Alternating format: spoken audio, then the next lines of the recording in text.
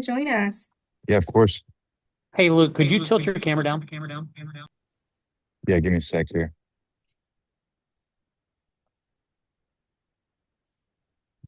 Appreciate it.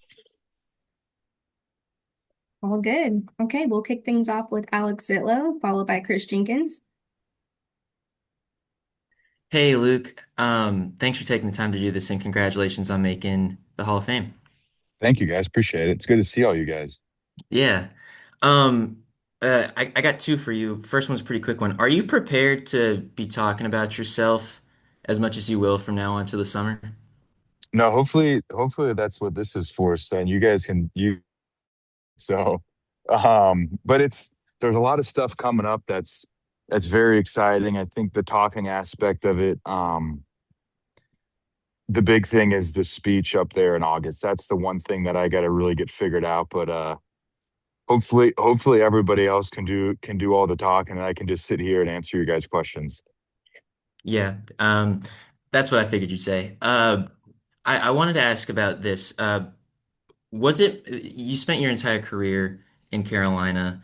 You'll be the first person to do that who has made the Pro Football Hall of Fame because obviously Julius Peppers spent some time in other places.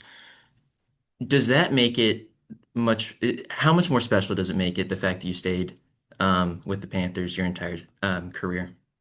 I think you look at Pep and his career was substantially twice as long as mine. So I think that has something to do with it as well. But I think playing in Carolina couldn't have been in a better situation from the people that were there, the city that was there, the guys that were on the team.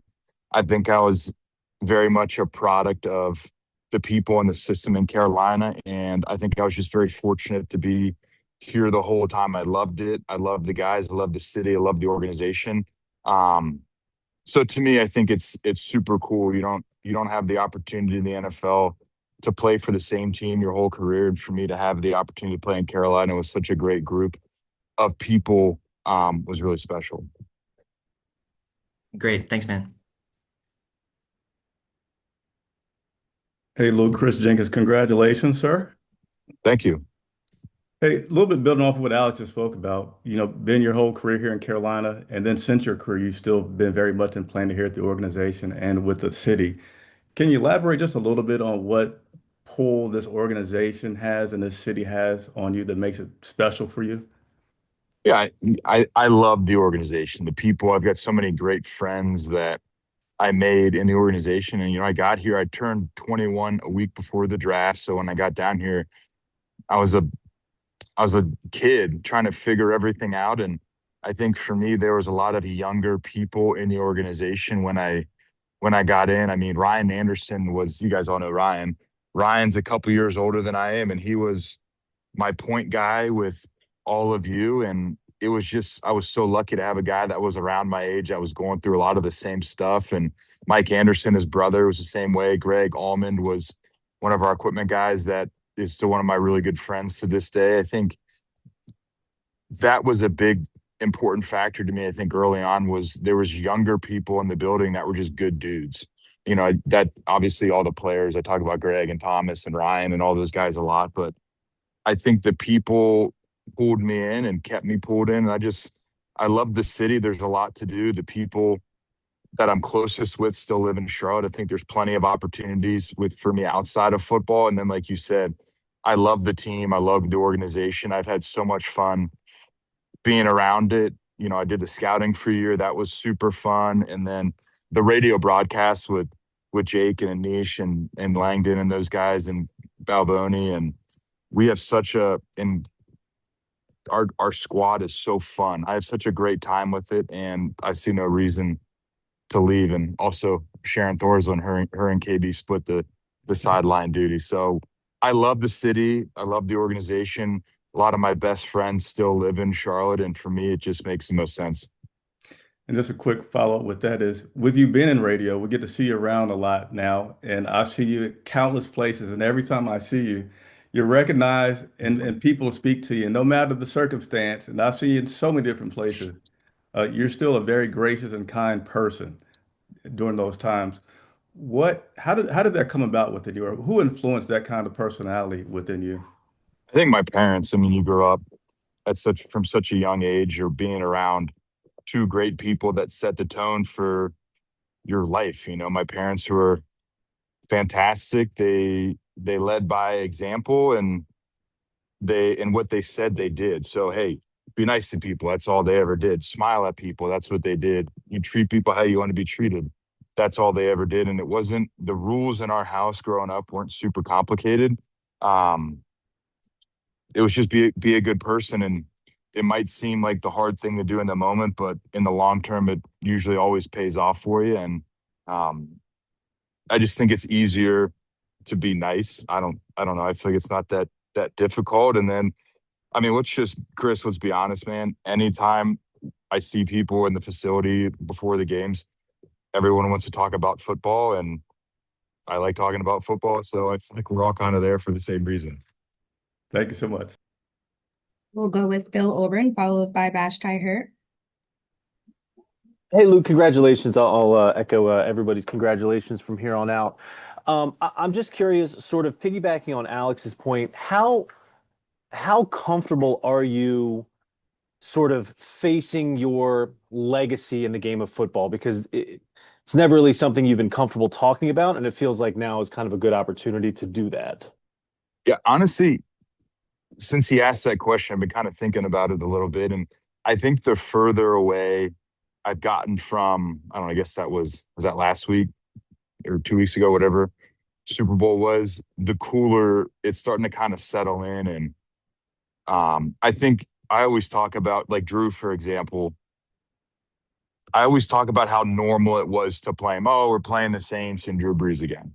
And as you get further away from the game, you realize how special it is to have the opportunity to have played against Drew as much as we did when we were in Carolina. And dating back to when I was a rookie down in New Orleans, that Hall of Fame class walked out. I was at honors. The Hall of Fame class walked out on the stage, and you're like, man, that would be so cool to be up there. Look at those dudes. Those are all the guys that I watched growing up, and how special it is when the older guys walk up with their jackets on and welcome them all in. And then when I was growing up, it was still the knock on the door and the hotel room way back in the day. And then I remember watching Peps when they came and knocked on his door. And then you kind of then you think about it, and then Pep was standing in my family room a couple weeks ago, and it's starting to settle in. Like, this is real. It's super cool. I'm still uncomfortable talking about, like you said, myself, and I'm uncomfortable for a lot of reasons, because there's so many people that work hard, that worked as hard as I did, but I was in such a great situation, and I was in a defense that highlighted what, Thomas and I did really well, and we had a lot of unselfish guys around us. And you're in football and in sports, a lot of times you're a product of the situation, and people can argue that if they want. But I was in a great situation in Carolina with fantastic coaches, with great guys, and a defense allowed me to run around. And um, I'm just fortunate that that's where I ended up. So Hi, Luke. Congratulations again. Just two quick questions. You talked about Pet being in your family room. Were there cars in the driveway? Was there something that kind of gave it up that this was happening no, in the moment? they're like the Secret Service. You'd have no, I had no idea that anybody was going to be at the house. And that's the funniest part about everything. I left my house. My dad was in town and my brother was there. So I knew that going in. And you leave your house and you come back, and there's 25, 30 people from, the Hall of Fame there. And my mom and brother had flown in, and then Pep's standing there. It's kind of funny where you think that you're in control of your house, but little do you know, when you leave, things can change very quickly. So honestly, I had no idea they had the cars parked down the street, and one of the neighbors actually called the police and was saying there's some weird paneled vans outside the front of our house.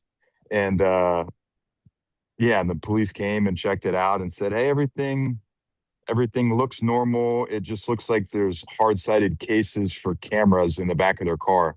So obviously, I had no idea until after the fact when my neighbor called me, and I was like, "Yeah, I'm not sure. You got to play dumb, you know." So, but I had no idea any of it was going on. They caught me by surprise. I had no idea. So they did a great job. And somebody brought it up. I don't know if it was when we were in San Francisco. They should do a show about the backstory on how they set everything up because I think it'd be fascinating. And one more quick thing, even up through your final season in Carolina, you led the team in tackles. Understanding the circumstances around your retirement, do you ever look back and think, what if I kept playing? I mean, I think I used to think that early on when I got done, like I miss it so much and I had so much fun playing. But now I go out on the field before the game when we're doing radio and Bijan Robinson runs by me and I have want zero to do with any of that. So I think everybody their first year or so when they're done, they're thinking, man, I could still go play or I still want to go play. I would I have no desire to put a helmet on and put shoulder pads on because it would be really bad. So um I'm in a great place right now. I'll always miss the game. I'll always miss running out and playing. I'll always miss, the feel and the crowd and you miss all that stuff. That'll never get out of your body. But no, I for a little while I did and then I smartened up and decided, you know what, these guys are a little bit too big, fast, and strong for me anymore. Thanks. We'll go with Richard Thompson, followed by Kelly Bartik. Got BC guy. There we go. There we go. Hey, Luke. You can Yeah. hear it, guys. That's a Boston accent. Hey, I was just looking back on the last year. You kind of swept all the defensive awards, even though BC wasn't a major you know Alabama type program. Just talk about that final year in sweeping all the major awards. You know what the interesting part was is I didn't have to go to school a lot in December. We were kind of bouncing around to, I think there was one in Houston and they were kind of all over the place. Obviously, the Nagurski there in Charlotte. So that was super cool. But that it was an interesting year for a lot of reasons. But I had so much fun. We had such a great opportunity that year to be on the field and play. And much like Carolina, the defense that we had highlighted the linebackers, specifically the Mike and the Will linebacker. We ran around, we had a ton of fun. We were on the field for 80 snaps a game. And I just remember how much fun that year was. And, you go play in great areas. We played at Notre Dame under the lights. We didn't win that game, but to have the opportunity to play at a stadium like that was super cool. I loved my time at Boston College. I had great buds. I had a ton of really good friends that are still my friends to this day. And I think you look back and the decision to leave was very difficult. I think for me, it was always the correct football decision. But the guys that I came in with, all my buddies that will be up in Canton, are the best dudes, the best people, great friends, always pick the phone up. And that was the hardest part for me was those guys were all got redshirted. So they were there. I was there for 5 semesters, really 2.5 years. And those guys had another 2.5 years left at school. And that was probably the hardest part about everything was knowing that if I decided to head out, that I wouldn't be able to be in the dorms with those guys and go to dinner and do everything that college guys do is something that I gave up. That was the most difficult decision I had to make in college. Was the football decision, like I said, was easy, but saying closing the college chapter with my buds was a difficult one as well. And just a quick follow to that. I was looking at the Heisman class that year, and despite all your awards and everything, you weren't even in the top 10 in voting. And is there kind of like a bias against defensive players, or is it difficult for defensive players to get the kind of recognition that the offensive players get in that? Who was that? RG3? Did he win it that year? Yeah, Andrew Luck. Yeah, Andrew and RJ. I mean, I So you look at, I think it was the following year, Manti went out for the Heisman event. So I don't think the notoriety portion of it is as big of a deal for me. I just think we struggled that year. We didn't have the best record. So I think when you look at the Heisman, it's much like the MVP in the NFL. I think there's a huge correlation to winning games, and we just struggled that year. So I never felt any kind of way about that. Okay, thank you. Good luck. Congratulations. Yeah, thanks. Good to see you. Hey Luke, it's Kelly Bardick. Congratulations. We're also happy for you. Thanks, Kelly. We all know your work ethic and all the work you put in behind the scenes with all your film study. Was there someone inside Bank of America Stadium that helped you take your game to the next level? Like, did you even need a coach? Oh, I think I always talk about two guys, Thomas and Greg. I think we're from a player perspective, and then I think the combination of Al Holcomb, the linebacker coach, and Sean McDermott, our defense coordinator. I think that all- if we're talking strictly football, Greg in the offseason was probably the best training partner that you could ever have. As far as he loved it, he loved to train. He's a phenomenal teacher. I think everybody knows that. And his willingness to take the time to show me how to do stuff, I think was phenomenal. And those are some of my best memories being in Carolina were off seasons with Greg, where we would just go train and have a great time and rip in the weight room. And that to me was special because I was kind of lost. After my rookie year, I went back to school. Then after my second year, I went back to Cincinnati. And then after my third year, I stayed down in Carolina, and I just kind of walked into the weight room, and Greg, everybody knows Greg. Greg's like, "Hey, come train with me. This is what I'm going to do. I think you'd really like it. Here's my whole off-season program. This is why it's broken down this way. You would benefit greatly from this."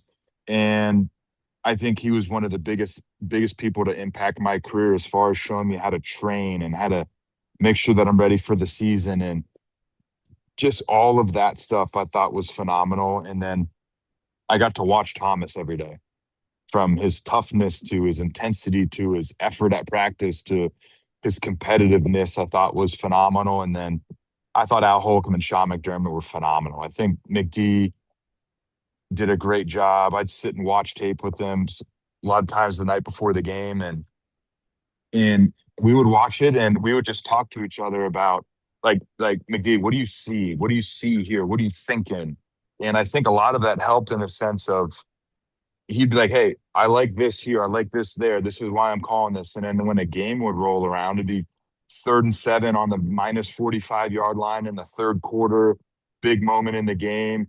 And I'm like, all right, McD said he likes these two calls in this situation. And then I'd be sitting waiting for the call to come in my headset. And I'd be kind of thinking like, all right, if he calls this and this, I feel good. And then boom, it'd be one of those calls that he talked about the night before. And I think that really helped me in the sense of, all right, I can kind of start to not anticipate, but mentally prepare for what McD's thinking. I felt like we were on the same page with that.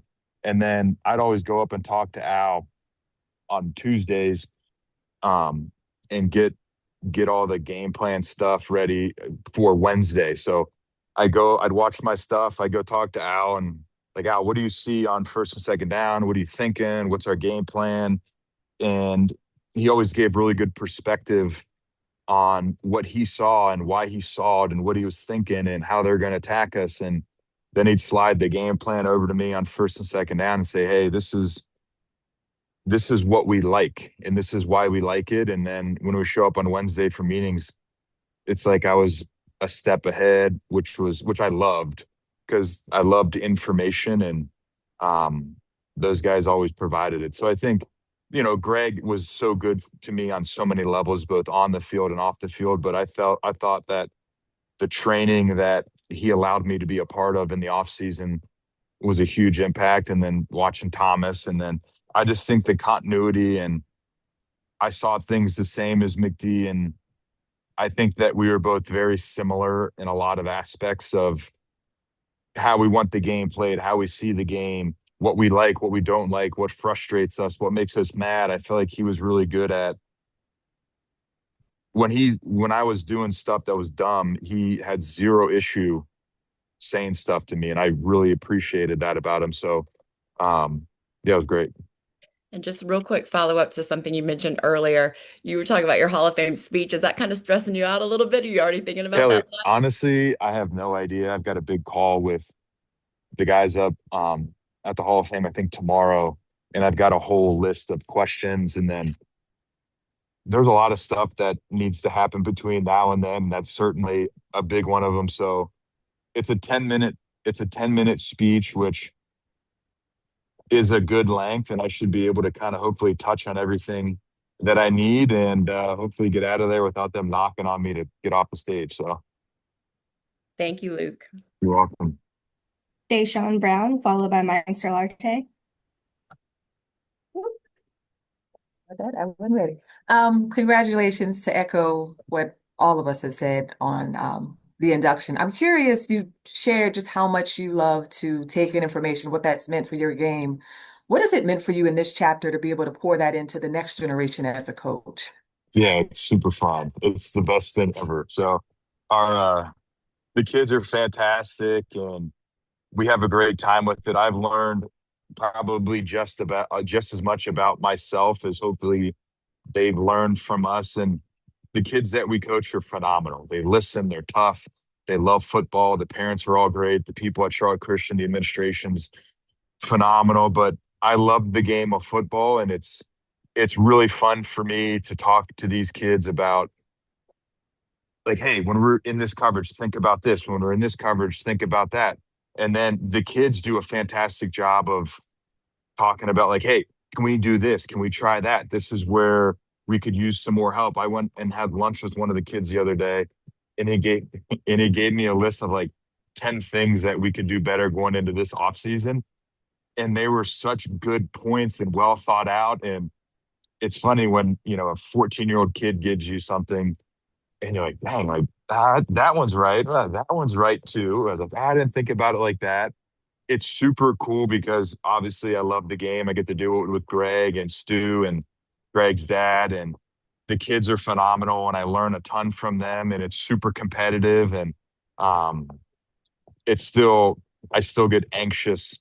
Like we play on Wednesdays and Thursdays. I get anxious Wednesday and Thursday morning to make sure that I have everything. And it sucks because we play in the afternoon at 4:30, whatever. And I gotta wait. I wake up at whatever, and I have to wait the whole day in order to play the game. And I get nervous. And Greg and I talk all the time, and we talk about stuff that we shouldn't even talk about. We're overthinking things, and it's so much fun. And we'll do it again this year. If I could follow The up, kids are great. I love it. I was going to ask a quick follow-up. What is an example of something that's taught you about yourself? That it doesn't matter what I know. It doesn't matter. It only matters what they understand. So just because I say something a certain way doesn't mean that it makes sense to them. So if we're teaching cover three and I'm not getting through to them, it's my fault that they don't understand what I'm talking about. I gotta make sure that with what I'm talking about, they understand. And I've learned a lot about just because it's how we did it when I was playing doesn't mean that's the right way. So, the defense that we ran in Carolina forever was a 4-down defense. And the first year I tried to smash us into a 4-down defense and couldn't understand why it wouldn't work.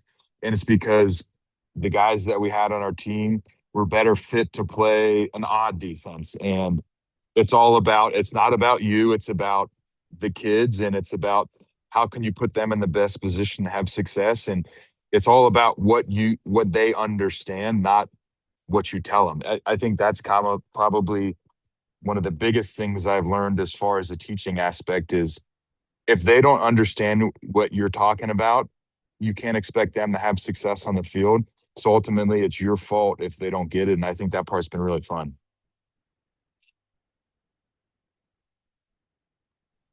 Hey, Luke, Mike Solarte here. Good to see you again. Let me add my name to the list of. Uh-oh, there you go. Yeah, I don't. stop muting me. First off, you need to talk to CPI if all these people are breaking into your house. Right. That arrangement's not working out. Um, you talked about how much fun it is being a coach. Is that really helping to fill your competitive, the competitive void from since you stopped playing, or are you doing other things to help you kind of, scratch that itch? Well, I think certainly during the football season, I think that linked with the Panthers certainly does that. I get the on the field, super competitive stuff with the kids. Even the weeks of practice leading up, we game plan and we've got different ideas, and the kids are phenomenal. I think that part is super fun. And then the energy at the games for me is a blast. I obviously done playing, but I mean, you guys all know the energy at the games on Sundays is special. And I'm not, I don't think I'll ever give that up, or I don't think I'll ever think that being on the field is not cool, or being in the stadium is not cool. And to have the attachment to the team, I think just adds to it. And, you know, you should see us up in the radio box. We get mad, we get happy, we get sad, we get high, we get low. It's like you're playing the game, and it's so fun. And yeah, those two aspects I think are super fun, and I'm fortunate to have the opportunity to both. And just a quick follow up. You mentioned that you these days you want no part of Bijan Robinson, and None. you're good with that. But when you were making the decision, how much of a wrestling match was that for you? I mean, you were weighing so many factors, and obviously your on the field play was Hall of Fame worthy. And we never really got a chance to talk to you about the wrestling match that you had within yourself to make that call. Yeah, I kind of tell everyone it was a very difficult decision. It was very hard. It was something that was on my mind, but it was honestly a super easy decision, if that makes sense. I knew it was time, and it was time for a lot of reasons. And I honestly didn't think about it a ton. I just kind of made it up in my mind that I was like, this isn't, this isn't working anymore. Um, and mentally, I was in a position after the season where I was like, everyone's going to try to convince me otherwise. Everyone's going to say, hey, go see this doctor, go see that doctor. But I knew in my heart that it was the right decision. So yeah, it sucked, right? I didn't want to be done playing. I still had a lot of juice in the tank, and I loved the game. I loved the team. It obviously had nothing to do with, Ron being gone, had nothing to do with that. I just knew that it was time for me to stop playing football, and I made the decision, and it was a clean, easy decision. And, fortunately for me, everybody that I talked to, from the team to my agent to obviously my family, was on board with it. So yeah, it was a hard decision. I knew I was going to miss the game. I didn't know what I was going to do after playing, but I knew that was the right decision. And so therefore I think it was a very easy, difficult decision, if that makes any sense. That makes perfect sense. Appreciate it. Thank you very much, Luke. Joe Person, followed by Kevin Stone. Hey, Luke, good to see you. Yeah, Joe. Congrats again. Thanks. Wondered if you had decided who's going to present you in Canton yet. Yeah, so I got to kind of talk to him a little bit about that. I mean, I think there's two easy ones. Well, so yeah, I think there's two easy ones right now. I think Joe, without thinking too hard, you could probably figure both of them out. And then the one thing that I also have to figure out is there's a dinner on Friday night where the Hall of Famer puts your jacket on for the first time. And so that's another one that I have to figure out. So there's two decisions. I've got some pretty good ideas on it. Kelly asked about my speech. I haven't thought too much about any of it, but I put some thought into these, and I have a couple names that are floating around in my mind that um, I think are two really strong options. So I got to figure out which direction I want to go, but I feel pretty good about both of them. And then, thank you. And You're then, welcome. Can you guys hear me? Sorry, Joe. It's a little windy. Can you guys hear me all right? Yeah. All right, cool. JJ got another year today. How great is that? Yeah, give us your Oh best my gosh. JJ story. Um, the best JJ story. You know what's JJ's a lot like Greg and I with youth sports. He loves youth baseball. So you need anything on youth baseball or baseball in general, JJ is your guy. But JJ JJ is a lot like Greg to me in the sense of a guy that's had a huge impact on my career as far as life off the field, right? As far as his family's the best. Laura and his four kids are unbelievable. And you ever need something, JJ's there. He's one of my best friends. I spend a ton of time with him. Um, but just a good person, always lends an ear. There's no situation or conversation that he's afraid to have with you. He's going to give really strong, solid, thoughtful advice. Same with Laura. And he's just, their house is a house where there's been times where I'm like, Jay, I'm just going to come over for dinner. And he's like, great, bring it on. And I said, what are you guys doing? He's like, I'm not really sure, but you guys just need to come by. And that's not just him. That's him and Laura as a group. And I mean, I talk about all the time the people that were here in Carolina when I was here, and JJ was and is one of those guys that's one of my best friends and has had a phenomenal impact on my career. It just JJ is very thoughtful in so many ways, from how he thinks about the game of football to if you guys want to have an interesting conversation about analytics and game situations and game management, he's very thoughtful on that. If you need life advice, JJ's there. If you want to come hang out and play with his kids, or they're grilling hot dogs in the summer and hang out at the pool, like you can go. He's he's the best. And I don't know what year this is. 18, Joe, is that right? Yeah. I don't know if I have one good JJ story. Well, let me ask, does it Yeah. surprise you that he's still playing? No, not at all. Yeah. No, not one bit. I mean, let's just be honest. He's big, he's strong, he takes great care of his body. I think he takes a tremendous amount of pride in his job. I think he loves the game of football. I think it scratches an itch for him that we all wish we were still playing. And I think, you look at JJ, he's been in year 18. So in year 12 or 13, they drafted a kid out of Alabama. And, everyone talks about the long snapper position, and JJ won a job and beat this kid out. And as nice as JJ is and as thoughtful as he is, he's ultra competitive too. So am I surprised that he's still playing? From a skill level? No. From a competitive aspect? No. From the love of the game of football? No. And I think a big part of the reason he's still able to play with his kids getting older is I think that Laura's a rock star and kind of holds the fort down when he's gone. So I could talk. There's five or six people that I could talk about for an hour, and Greg's one of them, JJ's one of them. Just a great person, and like Darren Gans says, JJ breaks a record every day. He steps out on the field on Sunday, so it's his own record. So it's a Darren joke, but it's funny. Thank you, Luke. Hey, Luke, how you doing? Congratulations. Oh, thank you. We got another Boston guy. I love it. I'm glad you could tell. Two quick ones for you.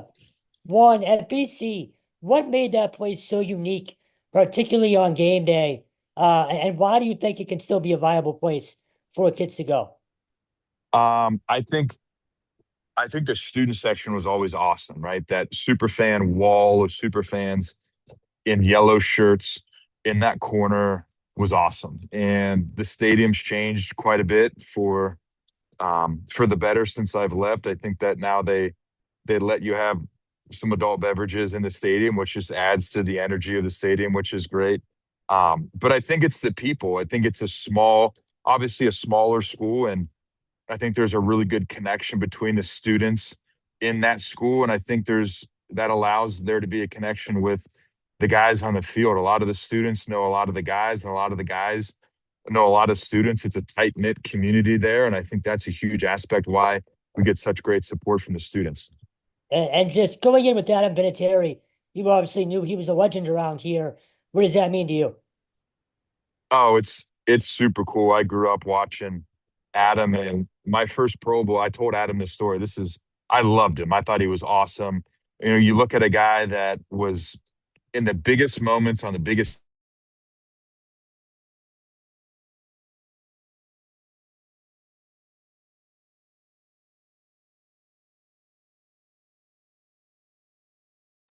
We'll work on this. Everybody hang tight.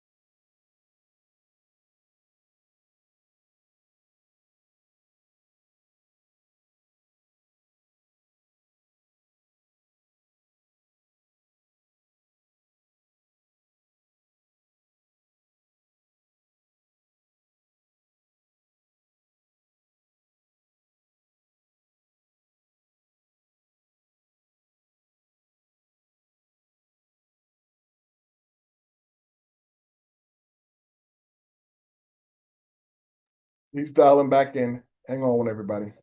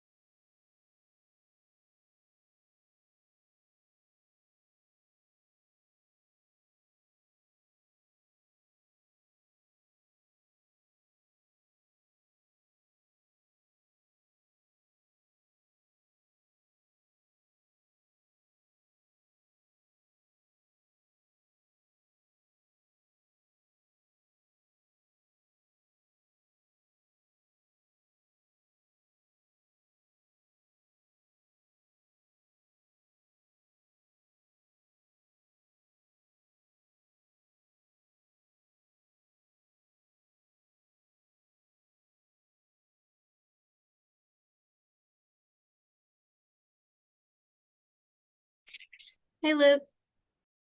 Now, All right, Kevin, you can continue. No, just a little bit more on Adam Vinatieri, if you would. yeah. So, um, I don't know where I cut off, but he made the biggest kicks and the biggest moments and the biggest stages. And I think as a kid and as an athlete, that's what you always wanted to. You always strove to be that guy, right? In big moments, can I make the play? And so then when I after my we went to the Pro Bowl in 2013. That was the first one that I went to, and Adam was on our team. Um, it was they picked teams instead of AFC NFC. That was kind of that year was different. And I remember after the game, Adam was sitting at his locker, and I had a jersey that I wanted to swap with him because that's kind of what everyone did. And I told myself, I'm gonna go talk to Adam Vinatieri and get his jersey and have him sign something for me.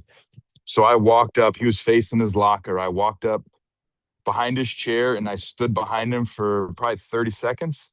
And I turned around and walked away because I was scared or I was intimidated. And um, so I sat for whatever 14 years waiting to tell him that I chickened out when I walked up behind him to see if he'd swap a jersey for me. And I told him that whatever that was last week or 2 weeks ago. And he's the nicest guy in the world. And we had a good laugh about it. Thank you very much. We have a couple more. We'll go with Jason Brown, followed by Graham, and we'll end with Cass. Hey, Luke, you already know how thrilled I am for you. You brought up the coaching of the middle school kids, and I'm wondering if you've given any thought to the impact or the influence that they may have now that they'll be coached by a Pro Football Hall of Famer. I think they just look at me as the dude that is telling them to get behind the line and step with the correct foot and gets mad when they lose contain. I think that's probably how they view me now. But the kids, the kids are so fun. They're awesome.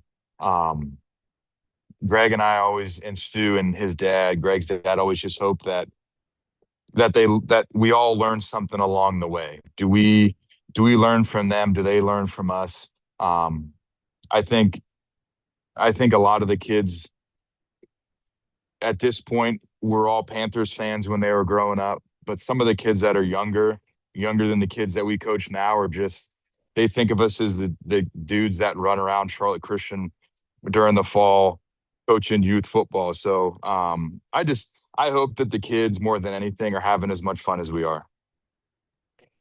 And one last thing, I know I don't have a vote, but if I did as a Cincy kid, Anthony Munoz, Friday, putting the jacket on you, maybe Saints give Yeah. it some thought. Give it some thoughts, all I'm Yeah, asking. it was cool. So it was cool to see him. So I got to see him 2 weeks ago, which was really cool.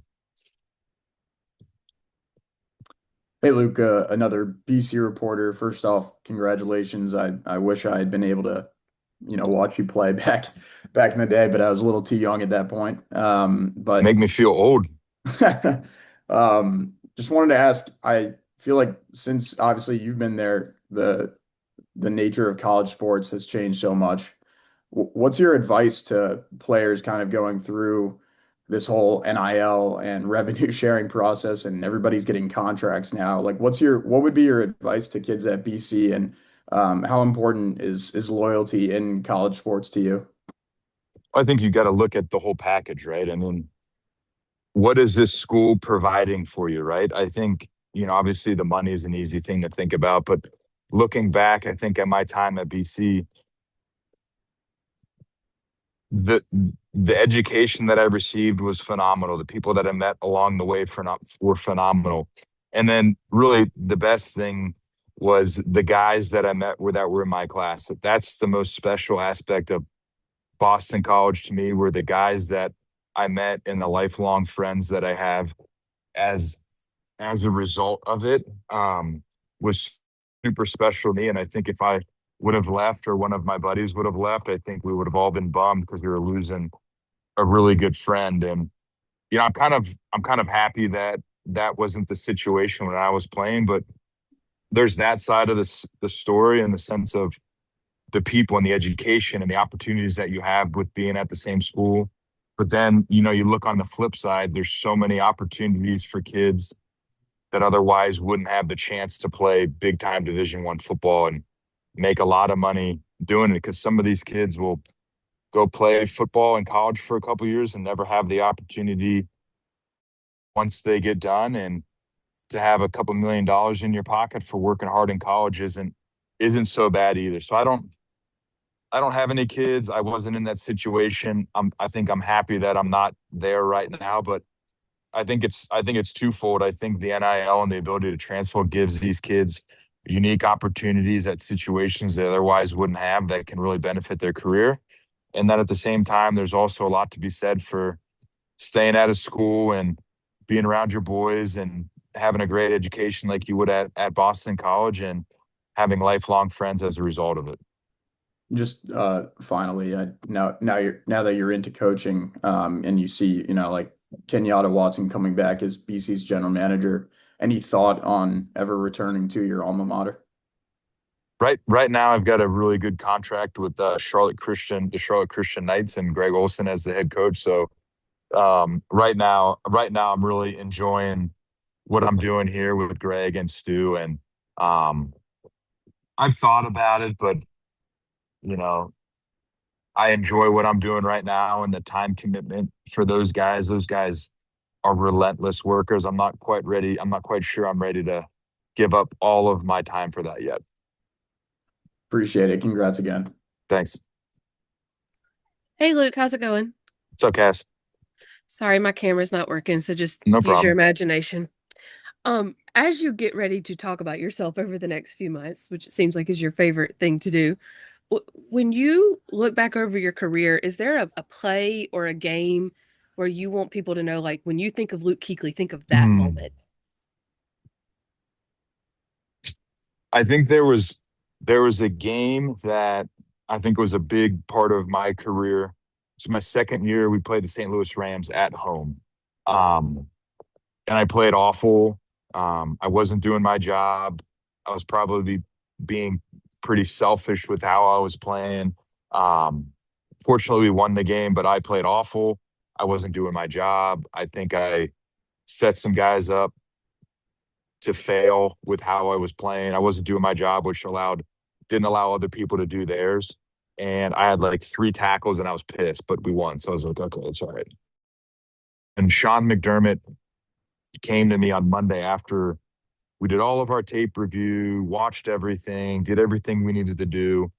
And he pulled me aside and he said, "Hey, what did you learn from yesterday?" And I was like, I got to get to the ball faster. I had no ball production. I had 4 tackles, and he just kind of looked at me, and I quickly realized that that was probably the wrong answer, and I didn't have any answers. And he said, "No, it's not really what happened." He said, "You didn't do your job, and you were trying to make plays that weren't yours, and they were hitting in your gap where." So basically, what was kind of going on? Nothing was coming my way the whole early on in the game. And I was getting bored and bored and bored. And then I was trying to reach and make plays in areas that I shouldn't be. And when I was reaching to make those plays because I was bored, the ball was hitting where I should have been. And as a result, big gains happened. People looked bad because of my poor play. And McD very patiently said, "You need to make the plays that come to you." He's like, "That's all we need you to do. We need you to do your job, because if you do your job, everybody else can do theirs." And he said, "I promise stuff's going to come your way. You just got to trust that it will and do your job and let everybody else do theirs." And he referenced guys like Thomas and Charles and guys like that Thomas would have a game where he'd have 4 tackles and he would grade out as like a 95% success grade on the game because he would do his job. He wasn't making tackles, he wasn't having sacks, he wasn't showing up on the stat sheet, but he was doing his part to allow the team to have success. And that's why I love Thomas. And that was one thing that I think I learned fortunately career. And again, it takes a great coach to be able to tell you that in a way that resonated with me. But he basically said, "Do your job, let stuff come to you, and everything's going to be all right." And I think that was a really pivotal, whatever. I'm struggling with that word. Pivotal. Yeah. Joe, give me something. Help me out here. Pivotable. Whatever. Pivotable. Oh, Whatever. wait, I That can't say it word. either. Wow. Pivotal. There it is. There we go. I can speak. Pivotal point in my career in the sense of do your job. Your job's enough, and let the team have success, and you'll have success. That's awesome. Thank you. Sounds like a pivotal moment. Yeah, I got to spell it out and look at it. Wow. Hey, can you send some more St. X kids up to Boston? Yeah, I don't know. Are there any up there right now? Not that I saw, no. That's a problem. Dugan and Stephen Daniels were pretty good after you, and they were the last two St. X guys that had an impact. Thank you, Luke, for joining us. Does anybody thank else you have any other guys. questions before we? Thank you guys for saying nice stuff about me throughout the years. I know I can be frustrating at times, but I appreciate all you guys. Thanks, Luke. Thanks, Joe. Thanks, Luke. Congratulations. Thanks, guys. Thanks, Lou. Thank you. Yeah, you're welcome.